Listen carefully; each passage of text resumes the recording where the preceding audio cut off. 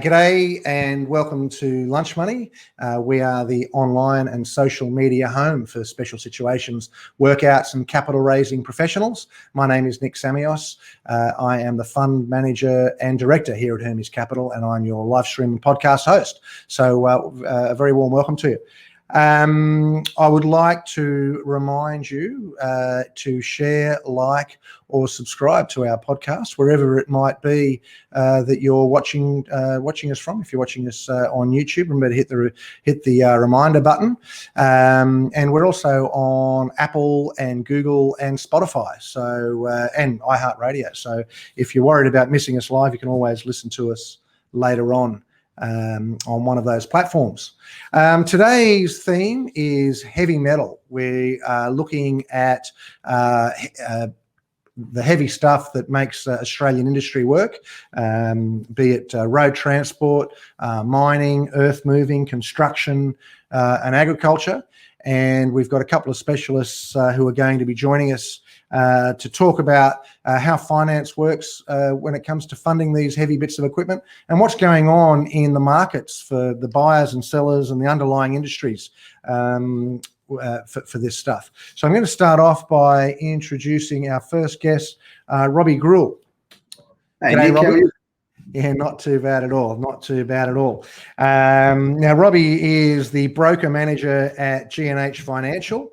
And I guess as the broker manager there, Robbie, your expertise is you've got other brokers that come to you with the deals that require just a little bit more commercial expertise to get them done, I guess, because the industries are harder or the more complex deals. What is it that's been keeping you busy the last week? Look, we're seeing some movement. A lot of the banks are actually lending again, which is good. But business is really always looking for cash flow solutions. So we're seeing a lot of movement around the debtor and cash flow space. Bit of acquisition stuff going on where you've got people out there looking for bargains because there are bargains to be had. Businesses that didn't survive, COVID, so on and so forth. So a lot of growth, really, mostly positive, not a lot of negativity going on at the moment. And when you talk to your brokers, because you've got a network of brokers that you service, are they getting busier, or what's happening in their markets? When you ask them what they're up to themselves, are they seeing more deals? What's going on there? Predominantly, unless you're in Victoria, and that's pretty well known, record numbers. It's really active. The stimulus was probably better than it should have been. Business has been really, really good. Asset acquisitions massive at the moment if you can get it. The stock of a lot of assets isn't available due to import issues, but it's just really busy. It's really, really good market at the moment. So I guess as a result of that, because there's not a lot of stuff coming in because of supply chain issues, are people tending to fund more secondhand stuff? Well, yes, it's twofold. So people are either liquidating their balance sheets to raise capital because you're getting top dollar for used stuff at the moment. But it's massive inflation on used assets. So you're either raising money against them or people are paying overs for them. And eventually, that chicken's got to come home to roost. Stock will become available again. And we're talking everything from cars through to trucks, trailers, yellow. Luxury items are going through the roof as well because no one's traveling. Used stuff's going at really good prices. And yeah, people are funding it, and banks are giving them money, and lenders are giving them money. So, yeah, I was going to ask you about that. I mean, how do the banks feel about the, obviously they're typically comfortable buying new stuff from reputable dealers and all that sort of thing. But how are you finding getting used stuff through? The market dictates, doesn't it? So, I mean, every lender would love to be funding something that's less than 12 months old and has a guaranteed future value and all of the above. But if it's just not available, it's just not available. Yeah. So the other thing I think is lenders have they have to deploy their funds. So there was a lot of inactivity in 2020. We know that, but we're well into 2021 now, and it's not just banks; it's lenders. They have to deploy their funds and get a return for whoever their investors are. So they don't really have not that they don't have a choice, but yes, they are lending on used assets because that's what the market's doing at the moment. It's just what they have to do if they want to get their money out. Yeah. And that's interesting. So I suppose a guy like you don't have to buy yourself a coffee, a lunch, or a dinner. You've got lenders sort of crawling all over you, trying to get the business. Is that the way it works? I'm not scared. I'm not scared of a lunch. Anyone that knows me, but yeah, there's a fair bit of activity. You as a funder would be seeing pretty similar to what I'm seeing, I imagine. Now, listen, we've got a question for you, Rob, already. Jill Lawrence, who is at the Institute of Chartered Accountants, is asking, have you got any sense of LVRs banks are applying? Assume they would be aware of actual values versus inflation value over time. Are you sort of getting any sense of banks saying, well, this stuff's pricey now, but we're worried about, about it coming down in the future? We know that there's issues with supply chain. A question that relates to what Jill's asked there, where I'm having a lot of funds, so not banks, but funds, private funds or small asset funders, asking questions about guaranteed buybacks and guaranteed future values from auction houses. So there's, there is certainly, people are aware, whether it's June this year or whether it's in 2022 and assets become available again. Every bubble has to bust at some point. As I said, I've had multiple conversations with multiple funds about the option of guaranteed future values and guaranteed sale of assets in the event of default. I'm not avoiding Jill's question. The market's the market. So yeah. I mean, look, it's interesting. I mean, I think that that there's a bit of desperation, I guess, to get funds deployed, and as you say, I guess. For every boom and bust cycle, we never seem to learn from the busts, and it's just a matter of which rules are going to get looked past, I think. Thank you very much for your question there, Jill. Much appreciated early on in the piece. Now, listen, Rob, we are going to put you back in the waiting room, and we're going to have a crack at talking to our next guest, who is James Slattery. G'day, James. G'day, Nick. How's the audio now? Yeah, look, the audio is still wonky, James, I have to say. All right, listen, we will persevere. Listen, what have you been up to this week? We're seeing a lot of activity, Nick. We're starting to get a little bit more of the insolvency work coming through. There's no real tsunami as such, but we've definitely seen enough appointments that we're taking, and it is more so back to the old days of, this is all anecdotal, but get in, close it down, collect it, and take it back to our sites around the country.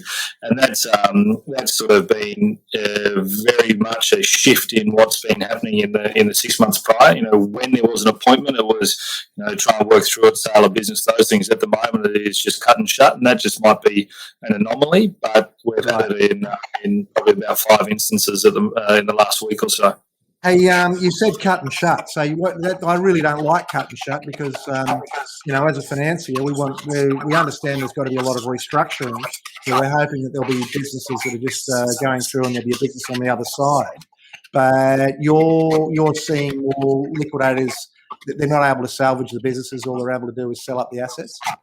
Yeah, I think it's one of those things where the people who haven't got help early enough in the piece, so the options are then limited. So, those tools which are normally available to the restructuring or the financiers, they're just not there. So they've let it go too long, and the options are, just close the business down and move on. And it may have been that's effectively there's some zombie companies which are getting wound up too, but there's just, I imagine it is, from what I can see, they've just let it go on too long. And with respect to on the valuation side of business, Rob was saying that, there are obviously issues in supply chains for new equipment, and we'll come back to that as we go through industry by industry. But are you finding you've been called upon to value a lot more stuff for new finance? Yeah, definitely. And similar to what Rob was saying about the different funds, we're doing a lot of work for private equity at the moment. And there's a lot of people who are starting to buy up different business units and bolt on. And so the appetite for acquisition is definitely high. And we're doing a lot of the valuation and working with some of the DD, whether it's exercise on how to rebrand or costs and logistics on those sorts of things. So that sort of fits in the asset advisory side of our business. But then doing the underlying value of the assets, if you're going to buy capital intensive equipment and you're then going to need all the finance or get your investors or whatnot on board, they getting us to come in and do the independent report to make sure that the values are where they should be, and they're not just using either the book value, depreciated value, or what the director has said.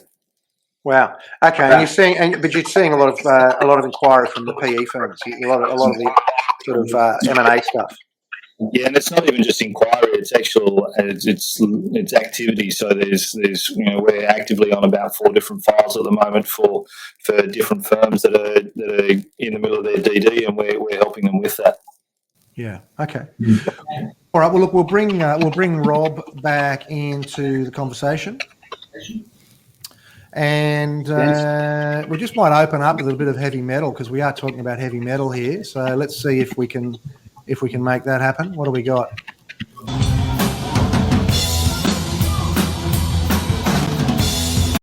Just to get us in the mood. That's actually my personal trainer's heavy metal band there. So shout out to him. So starting at the top of the industries, we've got road transport. So what is you've got, actually I'm working off the Slattery's quarterly asset remarketing report, and this is obviously a report that you guys publish once a quarter, and I'll be putting a link to your quarterly report in our summary of this podcast. Starting off with, I guess, the heavy trucks. How are the auctions for those going? What's who's buying and who's selling? Yeah, sure. The market in the heavy trucks is still really strong, and part of it is because Volvo, Kenworth, and Mack, they all manufacture in Australia, and so they can get roughly about 85% of their parts. They're relatively easily sourced, but there's still that 15% which is impacting the supply chain, which means that they can't. In normal circumstances, they can ramp up their shifts so that they can be producing 26 trucks a day, roughly each. But at the moment, they can't get to that. So if you drive past the factories, they'll have some parts missing off the trucks on sort of 90% complete trucks, which with manufacturing just hurts. So what that means for the second-hand market is the values are still really strong. Which underpins and there's still obviously a large demand for the trucks, which leads to the financiers having a stronger and healthier appetite to be able to look at some of the older type trucks, which they wouldn't normally use, which they wouldn't normally fund, but that is happening. The older type trucks, which the financiers typically, and Robbie will have a better opinion on this, are sort of 10 to 15 years old, don't normally get a lot of attention, but at the moment the agriculture industry is really strong, and they're underpinning a lot of that sort of not primary type asset, which would be, say, less than 5 years old in trucks and less than 10 or 15 years old in machinery. For the last couple of years with drought, that market just has been almost non-existent. It's almost scrap value. Now that the agriculture's come back on and the confidence is there, the farmers are actually buying that equipment, so the used prices across the board have come up, and it's not just because of the shortage of new, but it's also the demand has increased. It's been quite remarkable, and I think that in road transport it's going to continue for some time, just because they can't pump out the new trucks. Now, Robbie, I just wonder if normally, particularly banks, will say nothing over 5 years or 10 years. I mean, are you finding that, as James was just saying, with the lack of availability of stock, are they whereas they wouldn't fund a 10-year-old truck, they'll now do that? Are they lifting restrictions on ages? Short answer to your question is yes, subject to full credit review. So you will have, every bank and non-bank has their matrix product, and they are still age limited. There's probably a few lenders who will listen to this at some point and want to have an argument with me, and they're, life's life. But subject to a full credit review, if we can get an independent valuation from Slattery, and it forms part of the credit submission and it stacks up, then the older assets are getting bought by lenders, and customers are buying them. And James also made a comment there about trucks that are locally manufactured. Do the lenders have a bias for, a Volvo because they're making them here versus something that's coming on a boat? I had a deal come across my desk yesterday for 5 concrete pumps, and the brand eludes me. It certainly wasn't a mainstream brand, and I put it to a private lender, and they said that they would lend the customer $800,000, which was the value of the transaction, but they wouldn't lend it to them based on that unit. And that's just not trucks. You get that. I did a 10-car deal on some vans for a courier company, and it got approved with a lender. We put it up as for a pre-approval. It got approved. When we submitted the invoices, they actually pulled the approval because they weren't willing to fund that brand asset. There are stronger brands than others. So yes, you do certainly see some bias towards certain brands.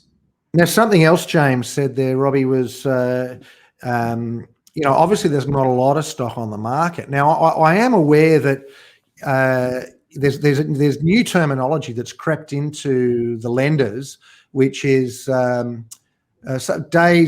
pickup days, or days to pick up a file or something. What do they call it?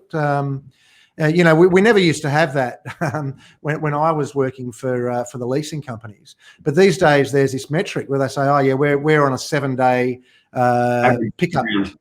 Yeah. So the thing is, though, if there's one truck and they're taking 7 days to pick up the file, aren't I at risk of missing out on that truck? I mean, you're finding that kind of pressure? Massively. What you're finding is average turnaround times with lenders have slowed. It's great to have a great product, and rates are cheap. So rates are cheap. Businesses are actually, rightly or wrongly, and James made reference to potentially zombie companies and so on and so forth. Rightly or wrongly, there are more solvent businesses than insolvent businesses right now. That's going to change. We all know that. But long story short, rates are cheap. People are applying, and average turnaround time is slow.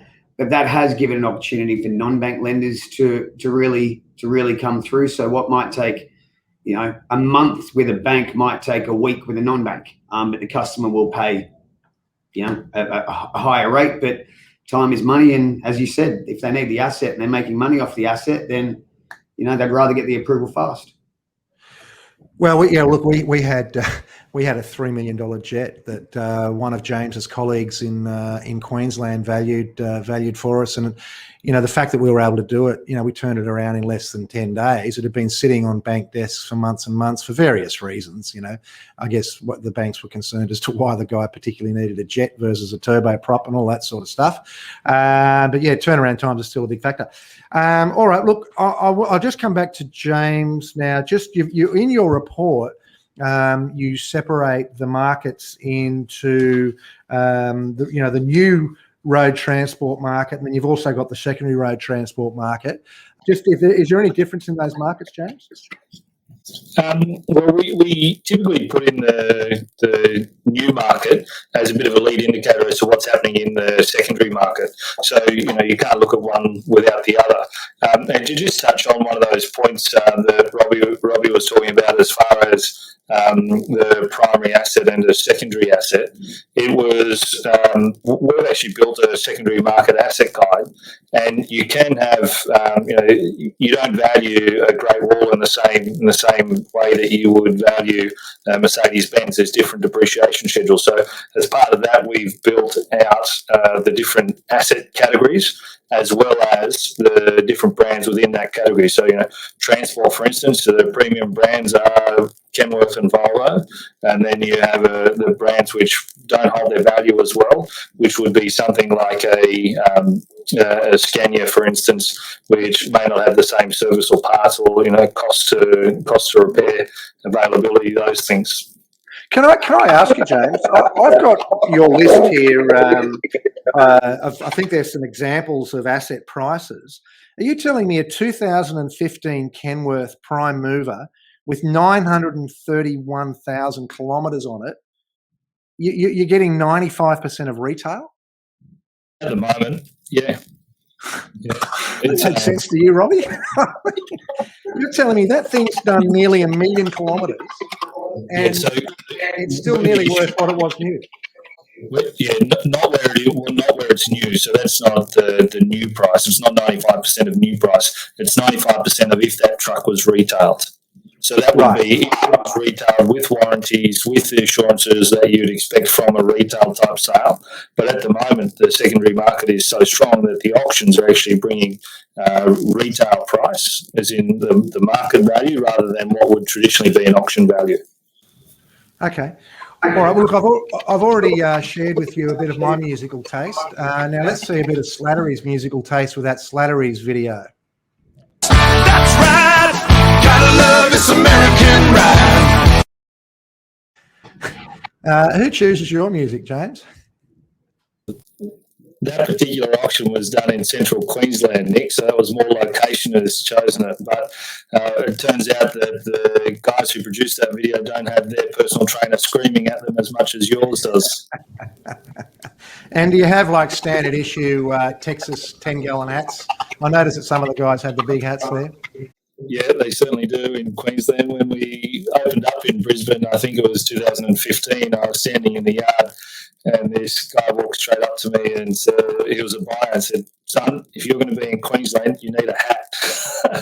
And so very much standard issue in Queensland, particularly in central and western Queensland where we do a lot of work.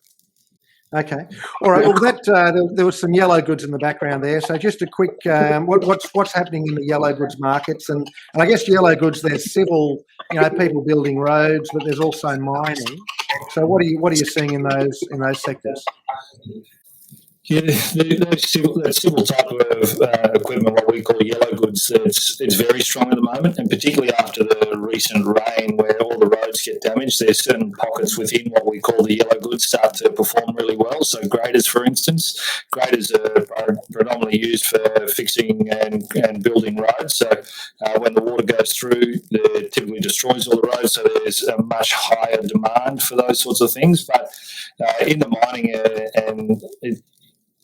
there's a lot happening. The resource prices are strong, excluding coal. We'll talk about that in a second. But the resource prices are strong, and availability of equipment is low, which means that the hourly rental rates are increasing, which underpins a lot of that demand. If something comes up, you can get a good hourly rate on it. Someone will buy it, even just on spec, in the hope that they get a contract, which at the moment they probably are.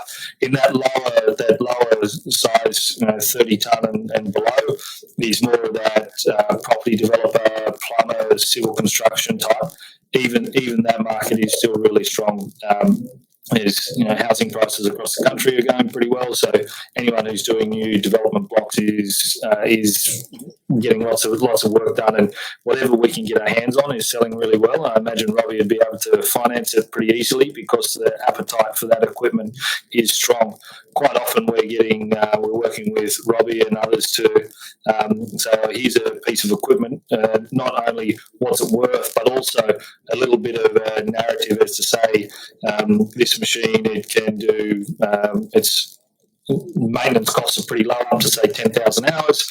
10 and 12,000 hours is okay, but beyond 12,000 hours, you start to spend sort of 75% of the machine's value in maintaining that machine from this part of its life onwards. So depending on where it fits in, we create a little narrative to say this machine is good. The lifespan for it should be another 3 years as long as it's well serviced and well maintained. These are some of the things that we've inspected, and that fits in with good maintenance schedules within the company. So there's people now going, all right, well, it's not just the asset value, it's also backing the customer to do the right things with their fleet. Okay. All right. Well, let's ask Robbie. I guess you I just wonder, do you see more yellow goods than you do road transport? I'm trying to think that the deals that are tricky are probably more likely to be in the civil and mining space than the transport, or you see a bit of everything? We see probably more transport than transport and small civil than mining. Yeah. Because we deal predominantly with, micro and SME. But just going back to just what James was talking, and he was talking about, values based on maintenance schedules and so on. It reminded me, Nick, you referenced a 2005 Kenworth for $95,000 with 1 million Ks on it. Now that truck's worth $95,000 with 1 million Ks on it, subject to either an engine rebuild or a really good maintenance report. It's also absolutely worthless without the relevant maintenance that's being done. So the research, and I know I've diverged back off your question, but the research into the maintenance and so on is really important when it comes to putting the deal together for the lender. Right. Okay. And I guess, so it's typically machine hours when it comes to yellow and civil. But I guess the appetite, you're finding strong appetite if you do have yellow goods, be they, the small diggers that a developer might be using or the bigger stuff, there's still strong appetite for all that stuff? Really strong appetites. Whatever people can get their hands on. As James has said, the small civil stuff, lenders are buying it as long as it's the attachments are right and it's fit for purpose. Mate, the market's quite strong at the moment. And what about different sectors? I mean, these yellow goods, as I say, some of them are used in mining services, some of them are used in civil. There's wet and dry hire. Does the nature of the business make it, impact on getting the deal set? No. I'm not dodging your question, just no. Yeah. Whether you're talking about your small operators who are your subbies, or whether you're talking about your head contractors, it just comes down to where the work is and what the asset's being used for. But at the moment, it's pretty robust. Yeah. And James, availability of this stuff, it's the same with road transport. I mean, it's very hard to get equipment. I mean, what's happening? Is the stuff getting into the country? Is it none of it's manufactured locally? No, it's not manufactured. It's all just about future orders.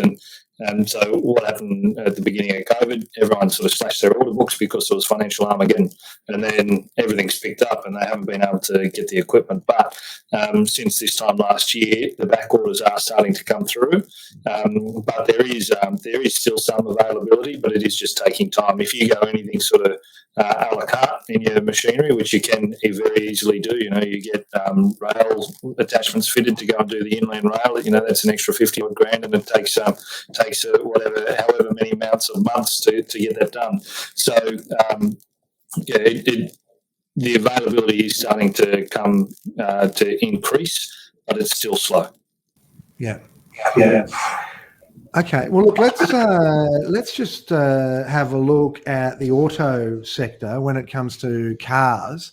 And I know that used car prices have gone crazy. We've talked about it before on Lunch Money for all the reasons that we've sort of already alluded to, availability. I know that dealers can't get, well, there hasn't been new cars, so people haven't been trading in cars. So, the used car dealers haven't got any stock, and so they've got to go to the auctions and bid up the prices. But, when the ships start rolling in with new cars, will the price of used cars come down, James? The typical answer is yes. Similar to the transport market, we always look at what news doing to then try and see the patterns which are evolving in the used car market. And the used car market, as you're right, for all those reasons, has been strong for some time, and I think it will continue to be strong. But what we've just noticed in the last week or two is that there is a little bit of heat coming out of that used car market. We were having clearance rates which were in excess of 90%, which is and sustains 90%. We've just come off the seasonal high in the used car market in the auctions, and it's now shifting into a bit more of of following the pattern of normal years, where after the Easter school holidays, the prices start to dip and they're at their low point in winter. So we are starting to see some of that heat come out of the used car market. But I'm not sure what's going to happen in the coming months. We've just put an order in for our business to replace part of our own fleet. And we were told that we were going to get these cars in May, and now they're telling us June. And so there is still some availability issues for cars coming in. But I do expect that whilst the heat is coming out, it's not necessarily a normalisation. It's still above where it should be. But people are starting to become a little bit more selective in what they're buying. They're not just buying anything. Where between November and February, it didn't matter what you're selling. Someone was just going to buy. It was almost the equivalent of panic buying for toilet paper. People just wanted to buy cars and wanted to get in before this eventual rise was. It was almost perceived like it wasn't going to stop, and you wouldn't be able to buy a car again. Okay, and I guess Rob, you finance a few cars. Yeah, we do plenty of cars. It's funny, we were just I was chatting with someone the other day. I've got a mate that, and this is an outlier. This is a unique-ish asset, but I've got a mate who has a 2016 Defender, Land Rover Defender. So as I said, it is an outlier. But he bought it for $50,000 about 5 months ago, and someone's offered him $90,000 for it this week. So he's selling it. And I've got mates who buy and sell cars a lot, and everyone is selling their cars right now because there's just so much equity in them. It's just a weird space. And then, as James said, dealers can't provide stock. I believe, James, correct me if I'm wrong, you're about 6 months away from an Isuzu or for a Hilux at the moment. The weights are pretty substantial. Well, yeah, my understanding is that you're going 3 to 6 months to be getting new stock for light trades. So as a result, we're doing a lot of used cars at the moment. Yeah. Okay. All right. Look, we're going to wrap it up there. Thank you very much, James Slattery from Slattery Auctions. And thank you very much to Robbie Grul. It's been great having you both on, actually. A lot of very valuable insights into what's going on both in the finance markets and in those asset markets. So thank you very much, James and Robbie. Thank you very much to our listeners and to our viewers. And we'll do it all again next week. Cheers.